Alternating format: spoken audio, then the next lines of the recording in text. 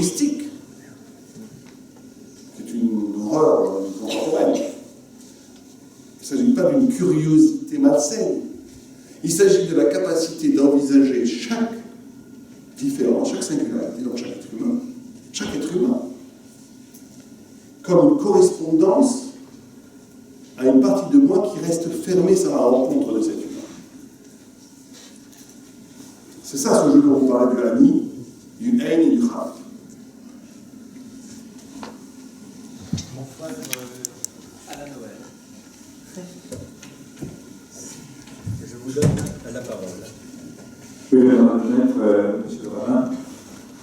Je me réjouir à plusieurs titres. D'abord parce que je pense que les sœurs et frères et maçons ont pu percevoir qu'il y avait d'étranges similitudes entre la méthode talmudique de réfléchir et la méthode maçonnique qui est la nôtre. Je me réjouis également parce que vous avez posé un problème fondamental qui nous préoccupe dans les loges, à savoir est-ce que c'est l'esprit qui descend dans la matière ou est-ce que c'est la matière qui descend dans l'esprit? Et je ne suis pas certain que la réponse soit aussi évidente que cela. Il me semble qu'il y a plusieurs possibilités, c'est le sens de la question. Dans la question même de l'intitulé « Pourquoi l'homme ?», vous avez très justement fait comme si le verbe existait. Pourquoi faire l'homme? Mais on peut, en changeant les mots, c'est le jeu intellectuel, poser la question de manière différente. L'homme, pourquoi faire? Et il me semble que dans le Matan Torah, il y a la double réponse possible, puisque dans la Genèse, c'est l'Éternel qui dit « faisons l'homme », mais lors de la révélation au pied du Sinaï, à l'interrogation de l'Éternel, les Hébreux répondent « nous ferons ». Et là, c'est bien l'homme qui fait. Et j'avoue qu'il faut aller jusqu'au bout de la réponse, sinon ce serait intellectuellement malhabile. Les Hébreux répondent « nous ferons », mais ils modulent le verbe « nous ferons » par « nous entendons ». Il me semble qu'il y a donc la double possibilité que l'esprit descende dans la matière, ou que c'est à l'homme de faire en sorte que la divinité surgisse de par son action dans le monde. Mais je crois là que, effectivement, encore une fois, cette dialectique, ce double mouvement est absolument nécessaire dans l'économie générale de la vérité. Et c'est justement la structure même du judaïsme qui est composée de la Torah écrite et de la Torah orale, que la Torah écrite étant la parole absolue, immuable, le faisant l'homme, du Dieu vers l'homme. Mais cette notion, cette dimension de dogmatisme a été résolue par le judaïsme par le fait qu'on a ce qu'on appelle la Torah orale, qui est une récupération, qui est le secret de l'écoute de chaque individu ayant une âme différente, a le secret d'une écoute différente, qui va être une réponse à la parole de Dieu, qui va être elle-même une révélation peut-être plus haute que la première révélation. Puisque vous connaissez peut-être le texte. Bon, on va l'évoquer ici.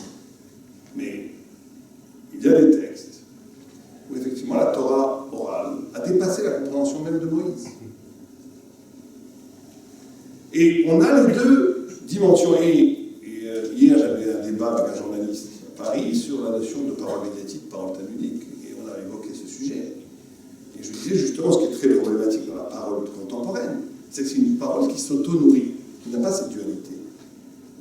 Une parole de l'éphémérité où une chose n'existe que parce qu'elle est dite. Et le partage aujourd'hui de la parole est incroyable. Tout le monde est un auteur sur Internet. Bon, on pourrait parler pendant des heures sur le phénomène de la textualité contemporaine.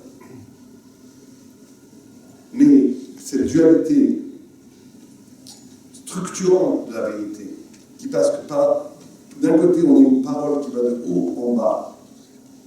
C'est trois rapports fondamentaux, rapport à Dieu, rapport à l'autre, rapport à soi, qui passent un rapport où il y a révélation, ça va être mais immuabilité, ça veut dire la notion qu'une vérité reste, qu'elle n'est pas modelée par rapport à l'histoire, qu'il y a des valeurs ou des vérités ou des éclats de vérité qui sont contemporaines, comme disait en paraphrasant un grand philosophe que je ne nommerai pas.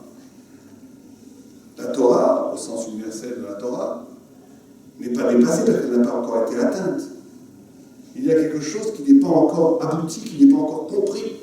Quelque chose qui est éternellement d'actualité au sens où l'événement de vérité qui constitue cette révélation excède largement son lieu, sa mise en scène historique, son conditionnement temporel. Mais d'un autre côté, pour que cette révélation ne soit pas dogmatisme et annulation de la liberté humaine, il est absolument impératif de dire Naaseh Benishma. C'est-à-dire, nous ferons nous-mêmes, à partir de ce que nous avons reçu, une réponse spirituelle qui est elle-même le lieu de la révélation. Parce que la révélation, pour être formulée, pour paraphraser une phrase de Lévinas, la vérité serait la somme de toutes les âmes qui écouteraient et qui réagiraient à la lumière divine, à la révélation. Comme si chaque neshama, chaque âme, aurait une couleur spécifique. Et cette lumière divine qui serait envoyée à des millions d'âmes réfléchirait une sorte d'altérité, de multiplicité qui serait une et qui serait multiple en même temps. Vous savez, dans l'hébraïque, dans la Bible hébraïque, il y a des phrases entières où on mélange le singulier et le pluriel. Comme si on voulait dire qu'il existait une capacité d'unité qui ne nie pas la diversité, une diversité qui n'annule pas l'unité originelle. Les deux en même temps. Et donc cette réponse au mouvement d'aller-retour de Dieu à l'homme et de l'homme à Dieu serait la véritable rite, la véritable alliance qui permettrait à l'homme de communiquer avec la divinité par le fait même qu'il récupère à partir du secret de son écoute et qu'il reconduit une parole qu'on appelle le chidouche, une parole nouvelle, de nouveauté, qui renvoie en écho à la vérité première qui était dans la Torah écrite, mais qui était en réalité comprise de façon un peu superficielle en premier abord. C'est donc le travail de l'homme, dans sa réflexion et dans sa recherche effrénée de la vérité, qui va donner la capacité au texte écrit de donner toute sa splendeur. Comme le proverbe le dit, du vieux vin dans du raisin neuf. Une sorte d'esprit juvénile, plein d'énergie, de vie, de recherche, mais qui donne au vieux vin la possibilité de ressurgir au bout du repas. Vous avez parlé de la manne. Vous savez qu'en hébreu, et d'ailleurs en français aussi, la notion de sensuel et le sens, tam, qui veut dire le goût, et tahama, qui veut dire la raison, sont le même, ont la même origine linguistique et étymologique. Parce que justement, il faut retrouver le goût de l'idée dans les nourritures terrestres. Il faut retrouver la charnalité de la vie dans les idées. Et ça, ce mouvement d'aller-retour est fondamental à la structure même de la vérité judaïque, qui est composée par ces deux tenants qui sont indivisibles, qui sont attachés de façon absolue, qu'on appelle Torah Shebirtav, Torah Shebalpeh, la Torah écrite et la Torah orale.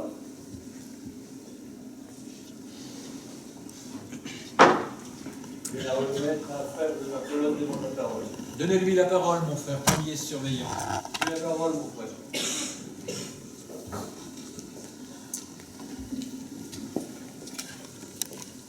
Bonsoir. Au début de votre conférence, vous avez fait partie de la question pourquoi l'homme, en indiquant que quand on voyait le beau, le juste et le bien, on répondait positivement qu'il fallait créer l'homme. Quand on voyait le mal surabondant, on devait répondre négativement. Vous avez indiqué ensuite que l'homme ne choisit pas le bien, il est convoqué par lui, il est obligé. Très proche de ce que dit Lévinas sur le visage qui oblige. Alors la question porte sur le mal. Pas le vrai, pas celui qui répond à des raisons utilitaires, un conflit entre les bergers et les cultivateurs, non, le mal radical, celui qui ne se justifie d'aucune raison qui existe en soi, et dans la Shoah est une manifestation historique indépassable. Est-ce que, puisque l'homme a une faille, et donc il est appelé à choisir, est-ce qu'il peut choisir le mal, et est-ce que dans ce cas-là, dans le mouvement de l'histoire, le mal irréductible peut triompher? Non. Le mal irréductible ne peut pas triompher pour la simple raison de sa faiblesse ontologique. Le mal en hébreu se dit ra, resh, aïe. Alors, le mal définition ultime du mal, c'est quand on détache le moyen de la fin. Je vous donne l'explication étymologique du mot mal en hébreu. C'est-à-dire que, d'abord, il faut faire très attention avec l'image du mal radical, parce qu'il s'est donné un caractère presque divin, absolu au mal. Et ce n'est pas sûr que le mal a une statue d'absolu. Ce serait peut-être l'absence du bien. Mais ça serait surtout, puisque c'est comme ça que c'est indiqué dans le texte, la notion de liberté. On ne peut pas créer un homme libre en lui enlevant la possibilité de faire un mal. Ce serait logiquement aberrant. Donc, comme le mal est le propre de l'homme, il ne peut pas être absolu. Il est par définition radical. Il n'y a pas de création divine du mal. Il y a un retrait de la lumière divine pour que l'homme puisse être libre, qui lui donne la possibilité, à ses yeux, de donner un statut absolu à ce retrait. Au point où certains commentateurs nous disent que l'essence même de la transgression et du mal, l'épreuve du mal, serait toujours cette volonté de vivre l'illusion d'être face à Dieu libre. Un peu comme Don Giovanni, qui à la fin de la pièce, on lui dit Don Giovanni, mais fais tchouva, reviens à toi, reviens. Et non, il préfère mourir brûlé en enfer, plutôt que de renoncer à sa liberté de faire le mal. Parce que l'illusion de la liberté, et c'est ça, c'est vraiment des choses assez profondes, bien entendu, l'illusion de la liberté, c'est qu'elle donne l'illusion de croire que je peux me poser comme une alternative à Dieu. Et d'ailleurs, j'oserais presque une thèse, qui est peut-être un peu provocante. Mais est-ce qu'on ne pourrait pas résumer un petit peu toute l'histoire, en tout cas une partie de la fin de l'histoire de l'Occident, comme une volonté de se poser comme alternative à Dieu?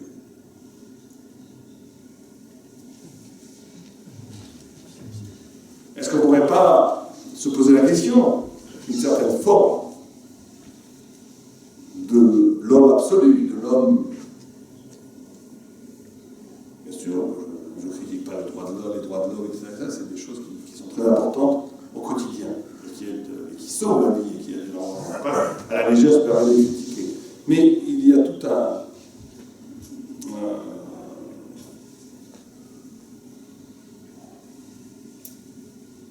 des références symboliques, intellectuelles, etc., qui, à un moment donné, posent une autre forme d'absolu.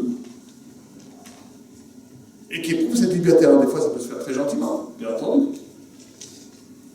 Don Giovanni est quelqu'un de sympathique. Il ne donne pas l'impression de l'horreur. Mais il y a cette notion-là. Et des fois, cette notion qui donne l'impression du radical absolu du mal radical, c'est quand on pousse la logique jusqu'au bout, où je suis tellement le juge absolu de ce qui est bien et mal, c'est moi qui vais faire mes propres lois du bien et du mal, de façon hermétique, sans écouter aucune forme de révélation, en voulant dépasser le bien et le mal, en voulant réverser la morale, et en posant comme absolu ma volonté. Et là, on est peut-être dans le mal radical, mais dans le mal radical vécu par l'homme. Dans l'intrigue humaine, de vouloir se détacher, de vouloir presque se déifier l'humanité, en lui donnant une puissance imaginaire absolue par le fait même qu'il incarne la malignité, le mal. D'où l'immense danger. Et d'ailleurs, on voit que les grands systèmes politiques dans le nazisme, qui ont créé des monstruosités dans l'histoire, ont toujours été des systèmes qui ont voulu inaugurer un homme nouveau qui serait le lieu même de l'absolu. Et ce n'est pas un hasard si dans l'histoire, tous ces systèmes politiques qui ont voulu créer l'homme nouveau, qui serait la référence ultime de l'absolu, a fait des fois des horreurs abominables, alors que peut-être qu'au début, l'intention n'est pas si négative que ça. dans une autre problématique aussi très profonde. On pose des questions, que chaque question que vous posez pourrait être l'occasion d'une conférence en soi. La question du mal, c'est une des grandes questions philosophiques et théologiques de l'humanité. Mais effectivement, elles sont liées à cette liberté humaine et surtout à cette image, cette stature divine de l'homme. C'est ça le paradoxe. C'est parce que l'homme peut se prendre pour Dieu qu'il est capable d'un mal absolu. Parce qu'il peut redéfinir à partir de lui-même l'absolu, qui nie l'humilité de la responsabilité du bien par rapport à l'autre.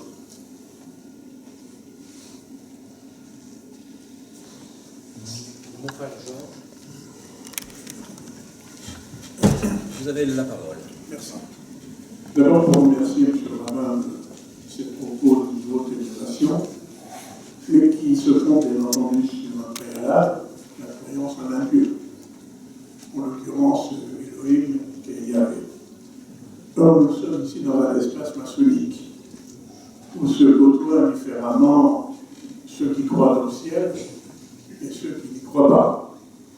Et pourtant, voyez-vous, ils ont en majorité d'entre eux la volonté de donner un sens à leur vie, sinon à la vie en général. Et pour la plupart aussi, ils partagent avec un sophiste que vous connaissez bien, Pythagoras, cette idée que l'homme est la mesure de toute chose et qu'il n'a de sens que par l'homme. Alors la première question, très prosaïque, est-ce qu'on peut croire en l'homme sans avoir nécessairement à croire en un Dieu? Ça, c'est ma première question. Et vous savez aussi que nous avons l'habitude à une question de répondre par une autre question. Vous posez la question pourquoi l'homme? J'ai envie de vous poser la question pourquoi Dieu? Et nous sommes ici, si vous voulez, à parler de Dieu justement parce qu'il y a des intelligences et des consciences qui sont là pour en parler, en discuter et reposer les mêmes questions. Alors, je souhaiterais avoir vos réponses, bien entendu sur ces deux questions un peu plus prosaïques que celles que vous avez bien voulu développer. Et je ne voudrais pas terminer sur quelque chose de trivial en demandant qui de l'œuf et de la poule a créé l'autre. On va pour toute la nuit, là. Tout d'abord, croire en Dieu, pas croire en Dieu, vous savez, chez nous, les Juifs, c'est des notions qu'on pas tellement court. La croyance, c'est une tradition chrétienne, respectable, mais ce n'est pas du tout. Je parle ici en tant que rabbin, je parle à mes frères humains. Il n'y a pas chez les frères, il y a même une blague juive, sûrement quelqu'un qui la connaisse. Vous avez Rouven et Shimon qui disent que Dieu n'existe pas, il discute pendant 2 heures, 3 heures, Dieu existe. À la fin, il dit bon, il n'existe pas, il y a eu trop de choses, il dit bon, mais c'est pas tout, il faut mettre les tefilines, il commence à mettre les tefilines et faire la prière. Il y a une sorte de praxis, d'évidence de la divinité dans l'histoire du peuple juif, qui ne passe pas par la croyance. La croyance est un concept tout à fait douteux d'ailleurs. Croire, je peux croire qu'il y a un dragon et vous avez le droit de croire. Chacun peut croire ce qu'il veut. C'est pas le problème. Le problème, c'est est-ce que d'un point de vue rigoureux, spirituellement, politiquement, existentiellement, intellectuellement, on peut envisager l'homme, l'être, la matière sans Dieu. Alors moi, je vous dis que non, mais je ne peux pas maintenant vous le prouver parce que ça prendra encore 1 heure et par respect pour cette noble assistance qui ont déjà subi 1 heure et demie de délire, donc je ne vais pas continuer. Mais il ne s'agit pas du tout de croyance, mais pas du tout. Il s'agit de poser, on l'a fait un petit peu ce soir, à partir d'une réflexion. Vous savez que même d'un point de vue scientifique, au XVIIIe siècle, nous étions, nous, les religieux, très embêtés. Parce que le schéma scientifique était de la matière immobile, qui ne bouge pas, éternelle, un univers constant dans le passé, dans le futur, éternel, etc. Aujourd'hui, je me suis même permis méchamment de faire des blagues à de grands scientifiques dans les colloques en disant aujourd'hui, messieurs, c'est vous qui êtes condamnés à la croyance. Parce que maintenant, vous savez que le Big Bang étant un fait scientifique, pratiquement, vous ne pouvez pas complètement aller. Donc, c'est le scénario le plus probable, scientifiquement parlant. Et quand on voit un Big Bang, un début, il y a forcément quelque chose avant qui est créé. Alors aujourd'hui, les scientifiques sont obligés, qui ne veulent pas connaître Dieu, ils ont droit d'ailleurs. sont obligés d'émettre des hypothèses. Alors, une des hypothèses, c'est ce qu'on appelle le multivers. C'est comme une bulle de champagne. Notre univers serait une bulle de champagne parmi d'autres bulles de champagne. On aurait été enfanté par un univers avant notre univers qui n'aurait ni temps, ni espace, ni matière. D'abord, cette théorie est une théorie complètement religieuse, puisqu'elle n'est pas prouvable scientifiquement. Et deuxièmement, quand vous dites que ça a été créé par un univers sans espace, sans temps et sans matière, moi, quand je parle de Dieu, je parle d'un être sans temps, sans espace, sans matière, on n'est pas très loin. Donc un petit peu d'effort, messieurs. Mais ce que je veux dire par là, c'est que l'option de dire que tout apparaît de rien, c'est une option de croyance. Et je dis très souvent aux gens, on n'est plus dans le schéma croire par croire, c'est plus tout le problème.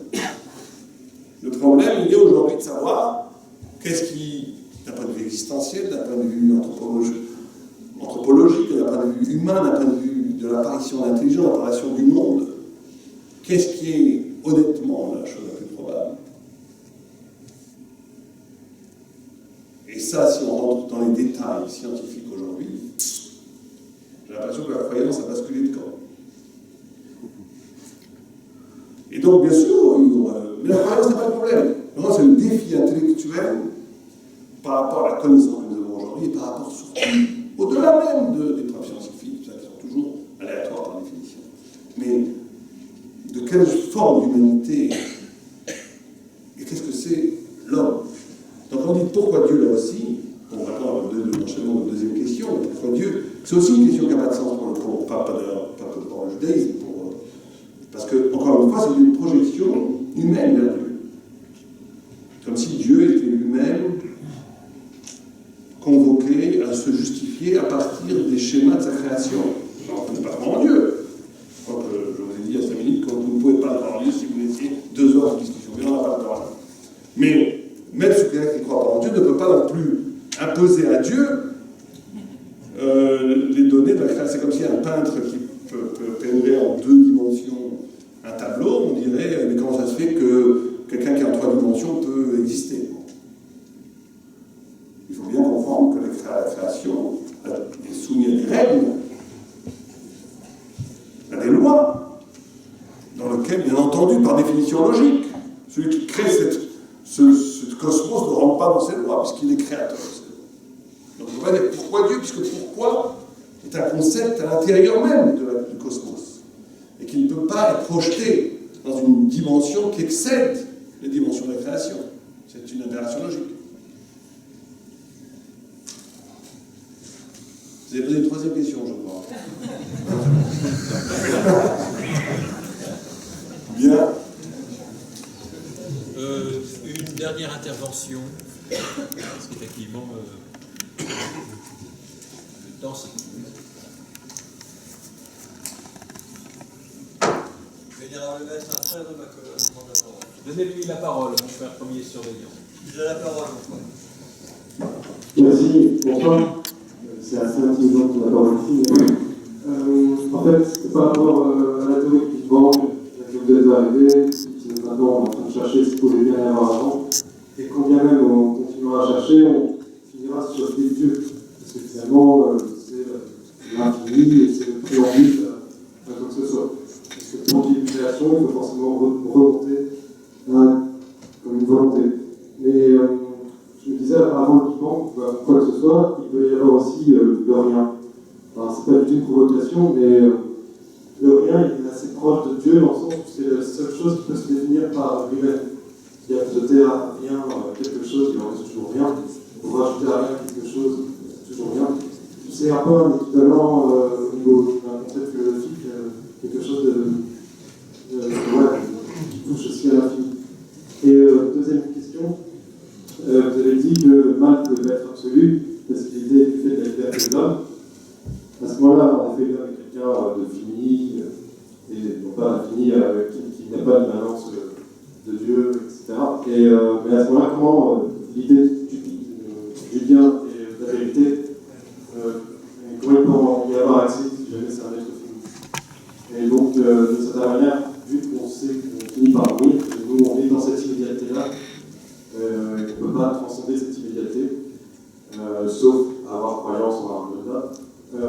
D'emblée, face à la mort toutes les valeurs, toute la quête de vérité, c'est une certaine manière aussi d'attacher de l'importance à ce qu'il n'y en a pas, parce qu'on va finir par mourir, pour nous rendre la vie praticable.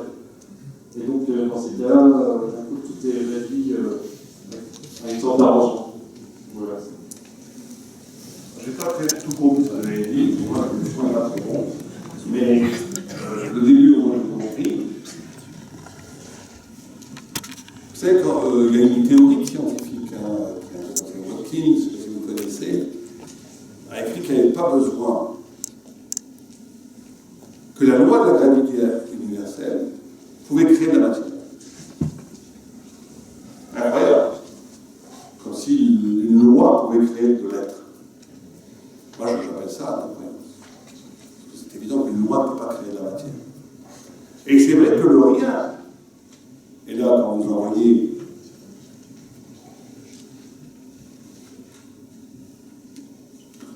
je ne veux pas rentrer trop dans les détails, mais en gros,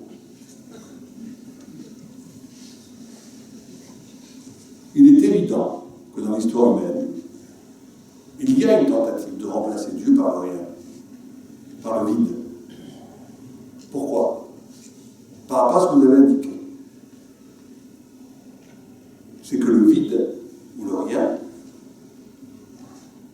ou le relativisme absolu, a effectivement l'énorme avantage d'être absolu. C'est peut-être la seule chose qui peut concurrencer dans la conscience de l'homme l'absolu divin. Et effectivement, on peut être tenté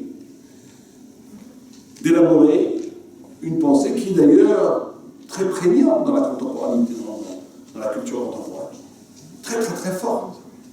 Vous savez qu'un des arguments les plus difficiles à contredire, quand on est dans des discussions entre personnes de bonne volonté qui essaient de comprendre, et on entend des choses des croyances incroyables, ou bien quand on n'est pas d'accord avec certaines choses, un des arguments les plus massifs, les plus décisifs, les plus difficiles à casser, c'est lequel?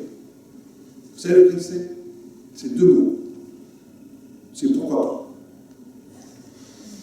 pas. Allez vous battre avec un pourquoi pas. Toi, tu crois ça, lui croit ça, pourquoi pas? Mais pourquoi pas? On va marier les enfants avec des gens avec des chiens, un jour, on va dire, mais pourquoi pas? Pourquoi pas? Pourquoi pas si ça fait plaisir aux gens de se marier avec des chiens? Et donc c'est vrai que c'est une réalité, c'est une réalité. C'est que face à l'absolu, bah, vivons heureux, vivons éclatons-nous, chacun vit comme il veut. Ça, c'est l'empire du rien. C'est qu'on arrive effectivement, c'est un absolu très très puissant. Parce que dès que vous affirmez quelque chose, le nihilisme a la puissance de l'absolu.